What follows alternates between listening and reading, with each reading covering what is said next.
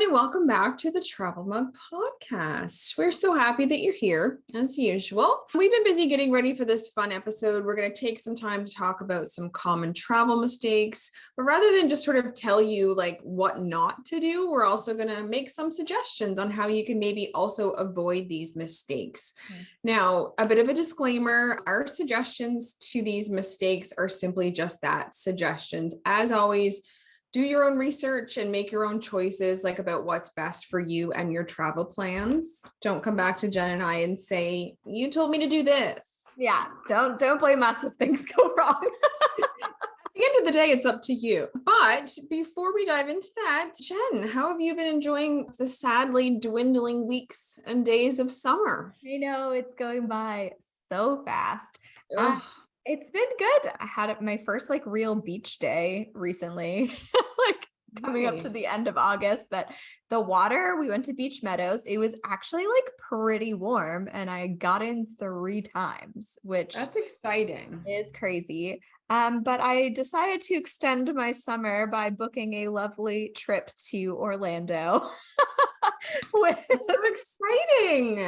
It was the most quickly that I've ever booked a trip in my life. It was like 4 hours from texting my friend, I miss Disney, to us actually booking our flights and our resort stay at Disney. So I am doing Halloween or end of October, but we're doing the Halloween party and stuff at Disney. We're staying on Disney property.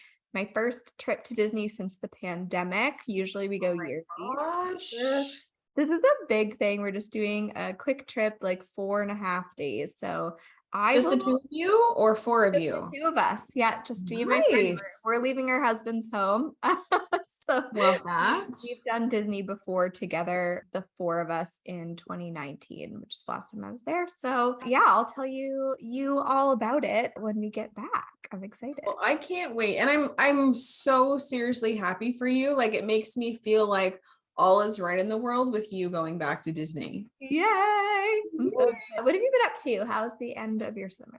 Well, things are good. We've just been enjoying some downtime. We actually were home last weekend, which felt like the first, and we do have plans the next few weekends. We're actually a Labor Day weekend going to get together with a couple that we met in the Dominican in early 2020. They're from Toronto. And it's funny, they had been planning to come to Halifax June of 2020. Ha ha. So precious. And then so now finally in 2022, September, they're going to make it. So we're going to have supper with them and some drinks. And I mean, I'm looking forward to it. So, and really, and this is just for us and obviously for you, with no kids going back to school, summer is a little different because it kind of just goes on until the cold weather gets here, really. Yeah. I mean, summer, I wear sandals until I can't wear them anymore. That's exactly right. All right, let's get into some of these mistakes and suggestions on how not to make them. What do you got first? Let's do it. Okay, so the first one is booking too short of a connection, mostly talking about flying. This can also sort of apply to trains, I guess. Flying. Yes. We talked about this in Travel Tip Tuesday a couple weeks ago. Flying is kind of a mess right now, and booking too tight of a connection can really ruin your whole trip. But what is too tight of a connection? Do tell me. Let's talk about it. So I went straight to the Air Canada website for How dare you? Well, I thought I should go to the source. For me personally, for the most part, I wouldn't do anything less than an hour in general ever, but let me tell you what Air Canada says. They have a list of recommended connection times, and it depends on the airport that you're flying through. Obviously, if it's within Canada, the recommended connection time is between 15 minutes, which is in the Thunder Bay Airport, and I could totally see how that could work because it is one open room and it is like less than 100 steps from one gate to another. So, okay, 15 minutes. Fair. Right now it is listed as 40 minutes in Toronto for like flying within Canada, connecting in Pearson. I would not do that. No, I don't believe that. I really don't believe that. No, that is not enough. So if you're going from Canada to the US, so flying like I'm going to do Halifax, Montreal, Orlando. The connection they list is somewhere between 30 minutes and an hour and 15 minutes. I think for Montreal, it's listed as an hour, which is what I have. And I am very stressed about it. Right. The only flight that we could do that wasn't through Pearson. And I just absolutely refused to connect through Pearson at this time. But Jen, I saw an article just yesterday and it said Pearson is now the second worst in the world. So they're no longer first. Good. Come on. Good for them. I'm going to go through Montreal. I did apply for Nexus, which is a trusted traveler program. If you've never heard of it, basically they do a background check on you and it gets you through customs and security quicker. I don't know if I'll get approved in time. I learned after I applied that you have to have an interview to get a Nexus, and they have paused interviews in Halifax. I heard that.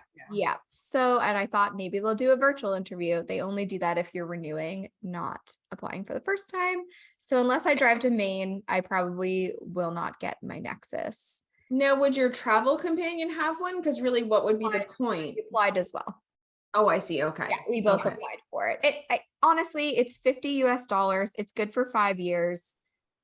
It's whatever. Whenever we get to do the interview, it is what it is. But it was just something to keep in mind if you have access to go to the US to do the interview, or if you're listening to this in the future and they finally start doing interviews again. Right. It's a good thing to have. So the other thing about connections, sit near the front of the plane because you can get off sooner. We paid to pre-select our seats, which is something I almost never do, but we prepaid to be closer to the front of the plane so that we get off sooner. And don't stop for anything until you get through back to your next gate, because don't stop, just keep going. Now, what about luggage? What would you say is a suggestion there? I mean, don't check luggage if you don't have to, I think is good advice at this point for any type of connection. But yeah, we are going to do carry-on because it's a short trip. I'll let you know how it goes. I'm hoping it's not a travel fail episode, but I'm going to be stressed about it until I'm on that plane to Orlando. Well, I hope it all works out for you. I'm sure we will hear about it. Yes. All right. Tell me the next travel fail. Yeah, so another common mistake is underestimating the time required for travel between places or attractions. So like essentially overscheduling yourself. So when you're traveling somewhere new, likely somewhere you've wanted to go for a while with lots of things to see and do, it can be a tendency to try to squeeze too much in. We get it. Jen, I know you really get it. And we've talked about having done this in the past. You've done it in the past to your own detriment. You've talked about that before, just sort of overscheduling a little bit too much. And it's something that can be one of the toughest things to manage, I find, because you can overthink it. What if we're never here again? What if I don't get to do everything I had planned to do? What if we spend too much time here and we don't get to go there? Things will be essentially ruined. It's a lot of stress. And I think for me, Peter has always said in advance, we can't do everything. And I know it's such a simple statement, but it's helped me go, okay, I have to maybe let some of this go because you ruin the rest of your time. So first and foremost, a suggestion to sort of counteract this, unless you have a lot of time and can make it happen, you likely aren't going to see everything you want to see. So I think it's really important to find acceptance. I think acceptance is the first step. And I think that acceptance should definitely come before you go. Yeah. You know, when you're planning your itinerary, you're looking through all the things you want to see and do. That's when you need to sort of start getting real with yourself to say, we can't do all this and enjoy ourselves. Secondly, use Google Maps. Maybe stay closer to certain attractions, but at least measure out the time on Google Maps between attractions, see what's feasible. And then if needed, make some of those hard choices. Okay, we can't do this and this, but let's just choose these two things. And it really sucks not to see everything, but if you're completely exhausted and you're stressed just thinking about how you're going to get to the next place, it can also ruin the time you're having. So honestly, that's really kind of worse in my opinion than missing out, because when you look back, you think, I just spent that whole time stressed out. So I think those are some suggestions to sort of how you can counteract that and really come to terms with only seeing maybe certain things. Yeah. Yeah. I mean, this is a really tough one. I find that I sometimes also underestimate how much time you spend in an attraction, Yeah. especially something like when we did like Edinburgh Castle, places like the Tower of London. We totally underestimated how much time we would spend there. And so then it kind of like, if you have a quote unquote schedule, it kind of makes you off for like the rest of the day. And it might mean like we did the Tower of London, we were there for like 4 hours. We missed doing the Tower Bridge, which was something I really wanted to do. Now I will find myself back in London at some point, so I'm not as worried about it, but it sucks. Like over scheduling sucks. So the less of that you can do, the best. Definitely. All right. What's next for common mistakes? All right. Back to crossing borders, not checking entry requirements to countries / having an expired passport. So I think as Canadians, we actually take for granted that we can enter a lot of countries without visas or extra requirements, blah, blah, blah. Some places are not like that. Right. It's not always the case though. Like if you're traveling to China, Japan, India, New Zealand, there are visas or like electronic travel authorities that you need to apply for before you leave Canada. So look for that, because if you get there and you don't have it, you might be getting on the next flight back. And if I fly to New Zealand and they don't let me in, I'm gonna be pissed. Oh, can you imagine? No. Talk about, no, I don't even want to think about it. Let's not go there. So the Government of Canada website has resources where you can search by destination and you'll see what's required to enter that country. I will link it in the show notes for anyone who wants to go look at that, because it's good to double check. Most countries right now, like with COVID and that sort of thing, that stuff is kind of going away, but there is kind of other requirements besides that. So take a peek before you leave home. I mean, I think that's a great suggestion. Yes. All right. Passports. Make sure, general rule, make sure that your passport's not expiring within 6 months of your return date home.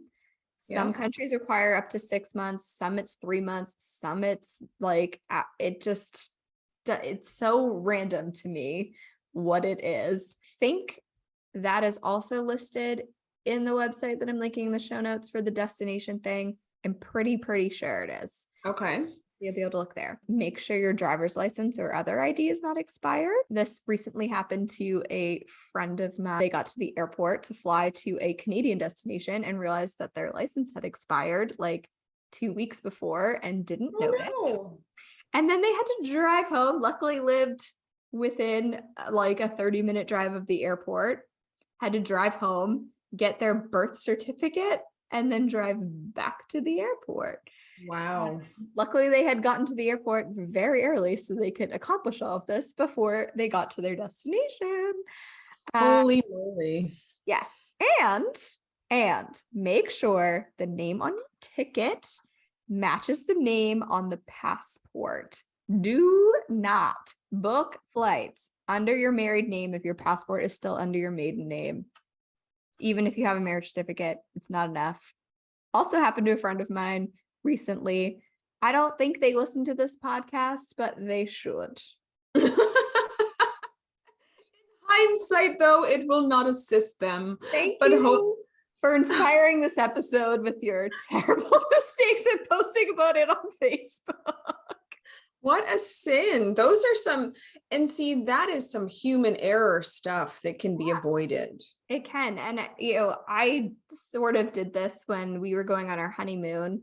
I booked our honeymoon tickets under my married name, but I had to apply for a whole new passport. My old one was expired. So when we booked our trip, I wasn't technically married yet, booked it under my married name.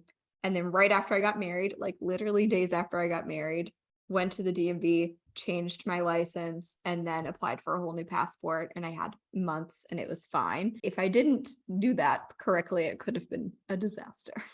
Right. And these days, I know it's getting a little better, but in Canada, it's taking people a really long time to get passports. So it's even more important to really be on top of that stuff. I'm going to say like 12 months in advance. Yeah, for real.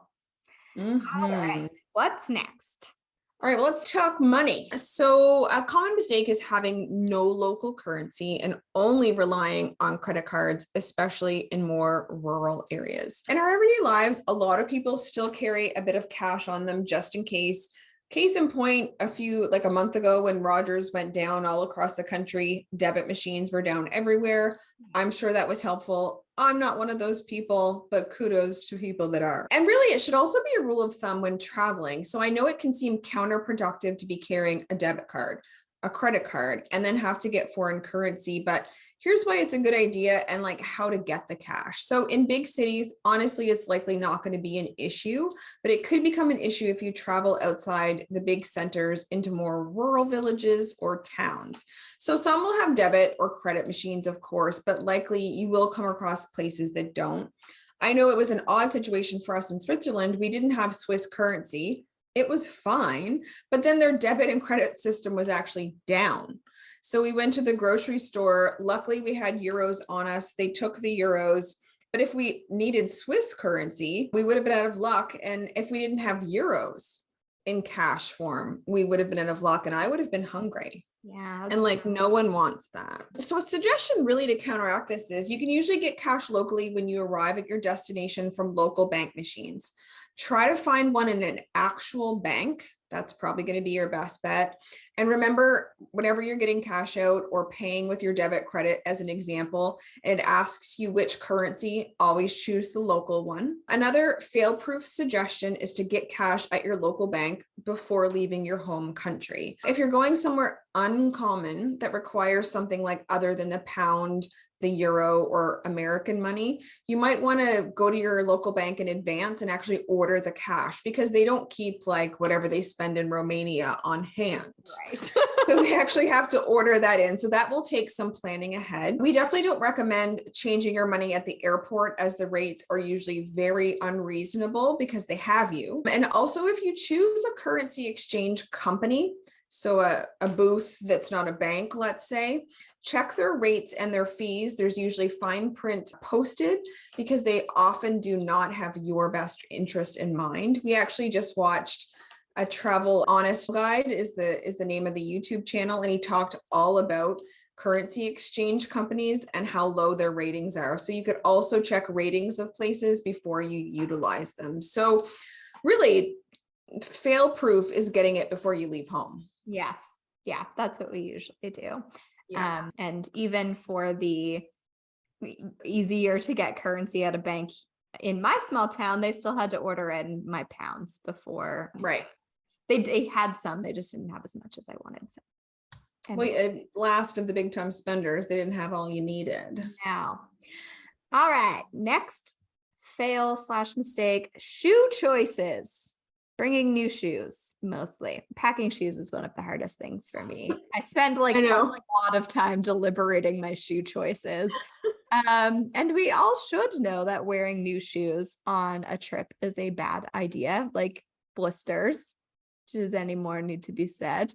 No. I've also had shoes where I've only worn them for a short amount of time at home, like had them for a long time, but only worn them in short durations. Right. And then worn them on a trip where I was walking in them for like 10 hours a day and getting very bad foot pain.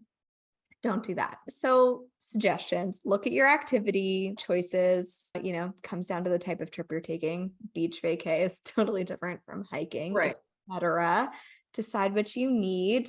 Make sure that they are worn in and comfortable. Also, don't wear ones that are too worn in, because I took my 10-year-old Birkenstocks to Disney in, I think, 2017 or 2018, and they just completely fell apart one day. Oh, no. Luckily, I was waiting for the bus to take me back to my resort for that evening, and I had a backup pair of Birkenstocks, so everything was okay. I very weirdly brought home my broken pair of Birkenstocks because I was like really sad about them, and I just felt like they needed I don't know, I guess a proper funeral in Canada. I don't know I brought them Needed home. to return their bodies to the I homeland. just couldn't put them in that hotel trash. That is hilarious. Couldn't do it. Poor little Berkeys. I know. All right. Next. Bless their heart. Well, the next common mistake is one I'm very guilty of, and that is overpacking. So I am this common mistake in a human form. Like I am this mistake. So I love traveling, obviously, but I'm going to be very honest when I say that packing is my least favorite part about travel. I know, wah, poor baby, but it gives me like a slight bit of anxiety as I lay out my suitcase and then I have to ponder what I might want to wear 11 days from that day. Like, I don't know. That is my answer. I don't know. So if you are like me, here are a couple of suggestions. And I mean, I guess these are suggestions I don't choose to follow, apparently, but like you can if you'd like to. Like these are just some things that we've come up with. So travel packing cubes, I've bought them. I mean, I'd like to be on the road to recovery, but I just choose not to use them. I felt like they took up too much space. Yeah, I'm coming over and helping you pack next time. I think I need assistance. And it's no joke. And I just literally heard this the other day from Gabriel Traveler, who's one of the people vloggers that we watch. He said, when in doubt, leave it out. And do you need the third pair of like fancy shoes? The answer is usually always no. Like I like a little rhyme. So I'm like, okay, I'll try to think of that. I do this one, bring less pants than you need, meaning you don't need a new pair of pants every day and just rewear them. That one I have incorporated, go me. Like you just mentioned, footwear. So not only not bringing new shoes, but really be strategic with what you're wearing. Like 3 pairs total should probably cover everything. Really, again, depends on the type of vacation, but it really doesn't probably need to be more than that unless you're going for a really, really long time. And then you still probably don't need them. Now, this one Peter tells me all the time, and again, I ignore him. Don't use the biggest suitcase you have or the biggest suitcase on the market. Like you're going to end up packing to the size of your suitcase. Yeah. So like keep yourself in check by not using a giant one.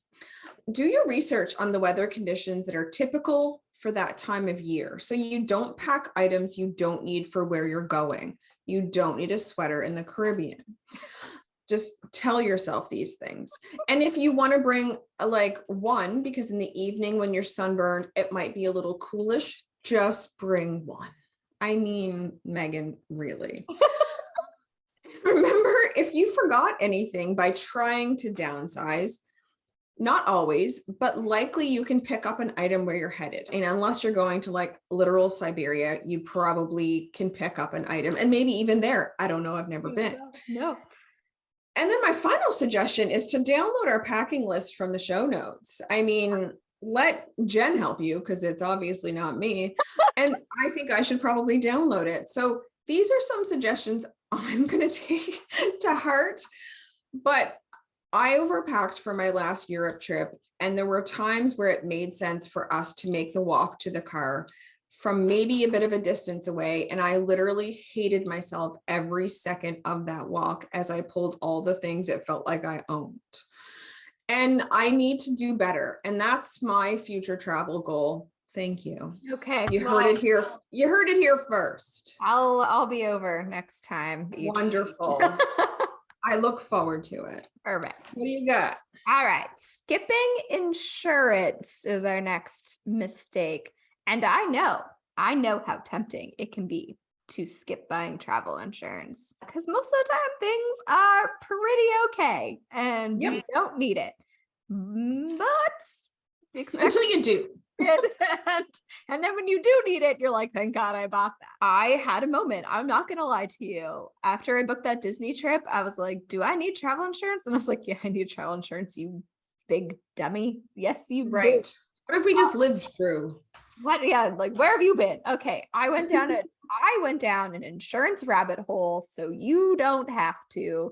Wonderful. But You kind of do have to, because I'm going to tell you to do your research and read the policy like a million times. Well, I mean, I think that makes good sense. Here we are. Okay. Make sure that the insurance covers what you need. I have been using Manulife Cover Me for Canadians. It is one of the only ones that covers COVID-19 related problems. So medical insurance, you may have medical through like group benefits package through work. That might cover you. Like I said, Manulife Cover Me is one of the only ones that'll cover COVID-19. So if you get COVID, you have to be fully vaccinated for them to cover it.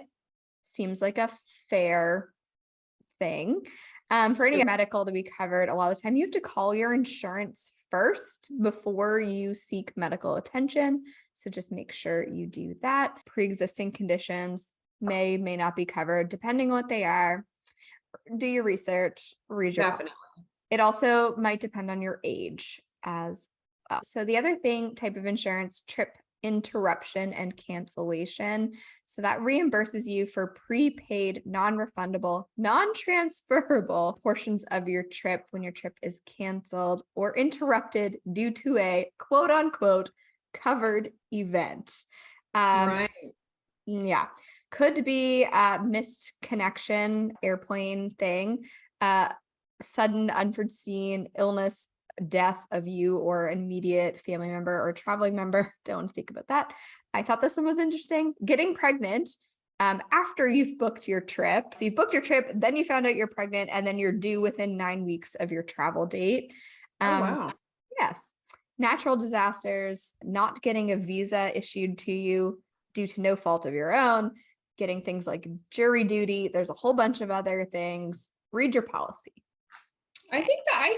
I've never done trip interruption cancellation. I think that sounds very reasonable and smart. The other type of insurance, baggage, loss, damage, or delay. So kind of important right now with all the things that are going on. It can cover a lost or stolen passport, ID, birth certificate, travel visa, etc. It can cover clothing and toiletries if your checked luggage is lost or delayed more than 10 hours, and covers replacements of lost or damaged items. Obviously, restrictions apply yet again.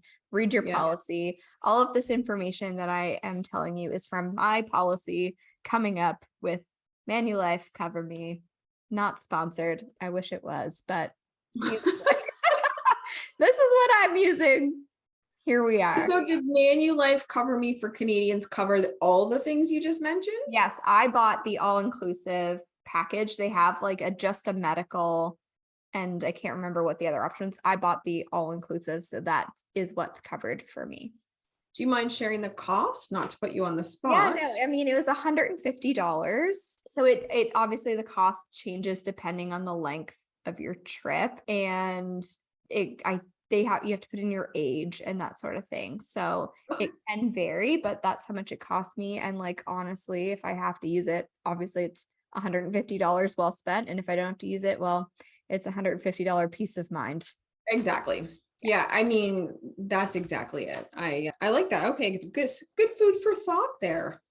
All right. Let's go on to the next mistake. All right. So completely trusting your GPS or completely trusting instructions from locals that you then don't consult your GPS for. Okay. Like you don't know where the old store was on the corner because you're just new to the town. Yeah. You know what I mean? Yeah.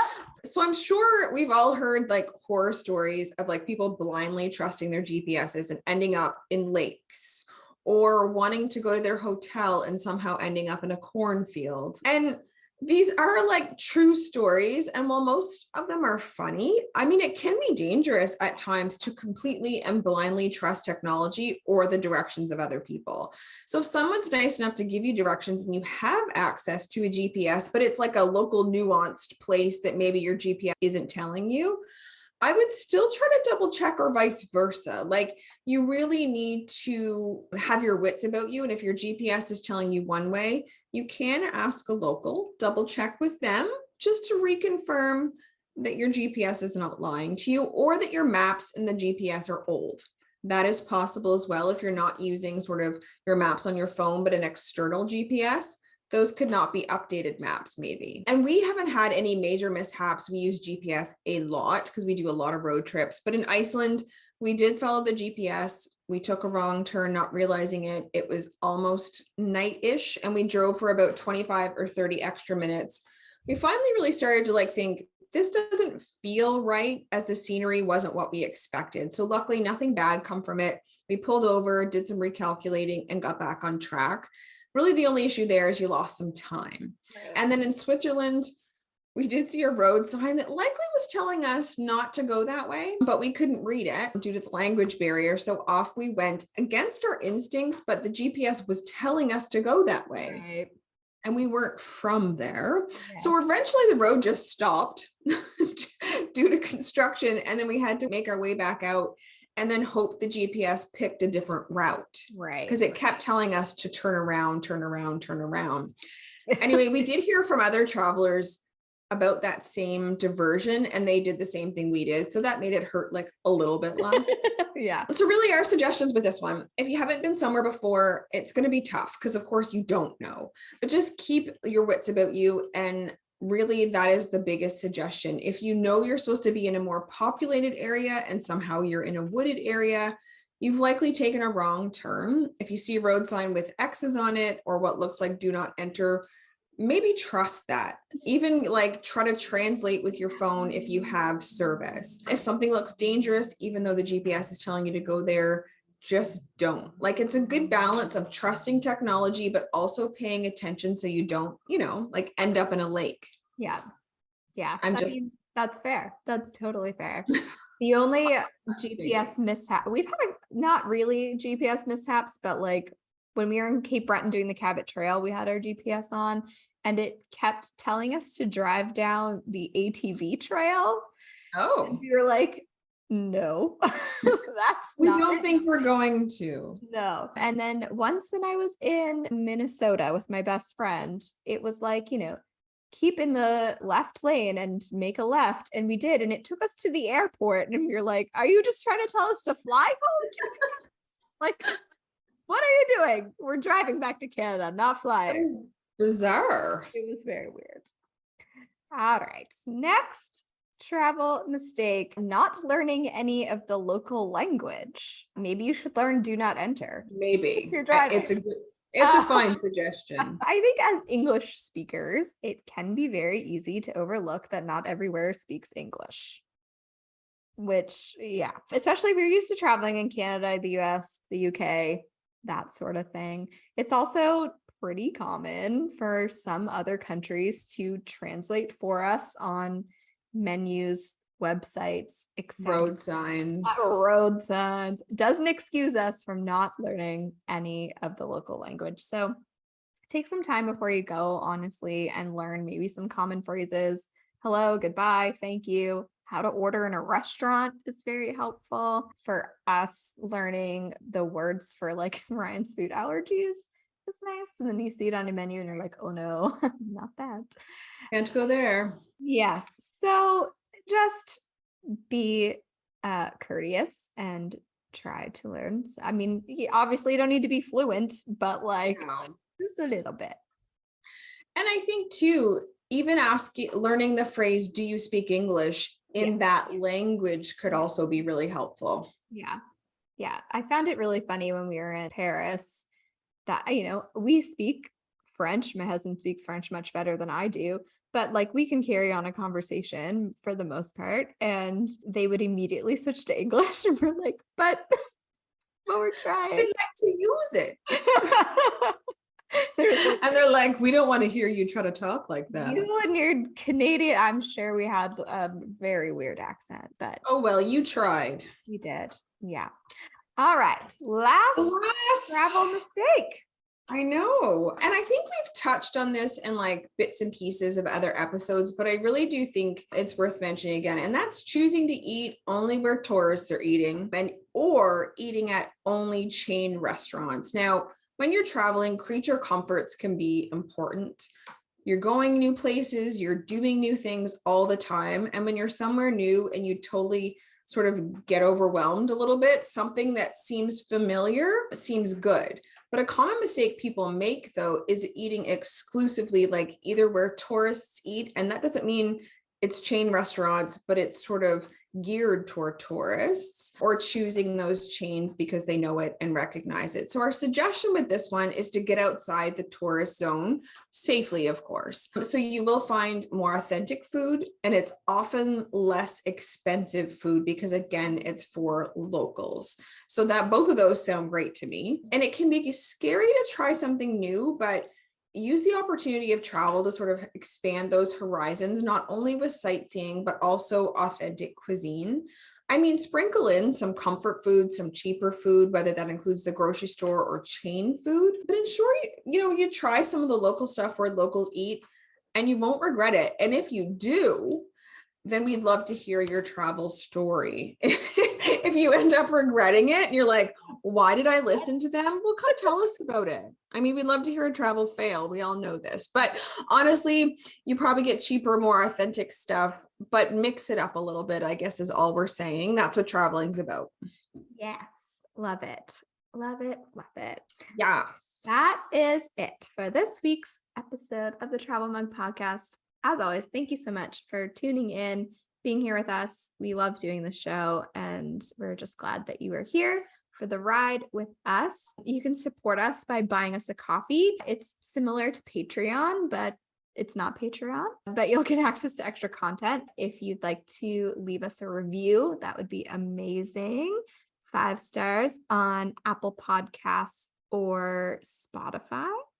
Share the show with a travel-loving pal. That's how we get new friends, and we love new friends. Yes. And on our social media, on our website, travelmugpodcast.com. We're in all the places. We want to hear about your travel mistakes. And yeah, we'll talk to you again very soon. Bye.